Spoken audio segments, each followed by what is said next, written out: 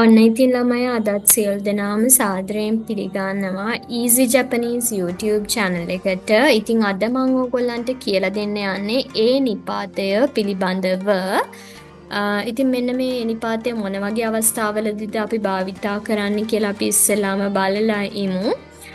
මෙතන වචන ටිකක් තියෙනවා. මේ පළවෙනි වචනය තියෙන්නේ ඉකිමස්. ඉකිමස්.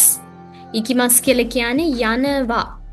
ඊළඟට කිමස් කිමස් එනවා ඊළඟට කයිරිමස් ආපසු යනවා එනවා කියන මෙන්න මේ වචන තුනට පෙර නේ ඉහත ක්‍රියාපද තුනට පෙර ඒ නිපාතය භාවිතා කරනු ලබයි මෙම නිපාතය සඳහා හිරඟන හෝඩියේ හේ අක්ෂරය දැන් මේ දීලා තියෙන ළමයි මේ ඒ කියන්නේ හේ අකුර තමයි දීලා තියෙන්නේ හිරඟන හෝඩියේ. නමුත් අපි ඒක උච්චාරණය කරනකොට උච්චාරණය කරන්නේ හේ කියලා නෙමෙයි ඒ කියලා. ඒ ලෙස තමයි අපි ගන්නෙ. ඒක අපි විශේෂයෙන්ම මතක තියාගන්න ඕනේ. ඊළඟට අපි බලමු අලුත් වචන කීපයක්. බැංකුවට අපි කියනවා ජපන් භාෂාවෙන් ගින්කෝ. ඊළඟට සුපර් මාකට් එකට කියනවා සූපා. ගින්කෝ සූපා. සූපා කියන වචනය කතකන වචනයක්. ඊළඟට අපි බලමු තවත් වචන කීපයක්. ඊළඟට කම්පැනියට අපි කියනවා කයිෂා. ඒත් එක්කම එයාපෝට් එකට කියනවා කූකෝ. කයිෂා කූකෝ. නේ අපි දැන් වචන 4ක් ඉගෙන ගත්තා. මේ ඉගෙනගත්ත වචන 4ත් භාවිතා කරලා අපි ඒ නිපාතයත් භාවිතා කරලා වාක්‍ය කීපයක් හදලා බලමු. ඔන්න පළවෙනි වාක්‍ය විදියට මම අරගෙන තියෙනවා ඔහු බැංකුවට යනවා.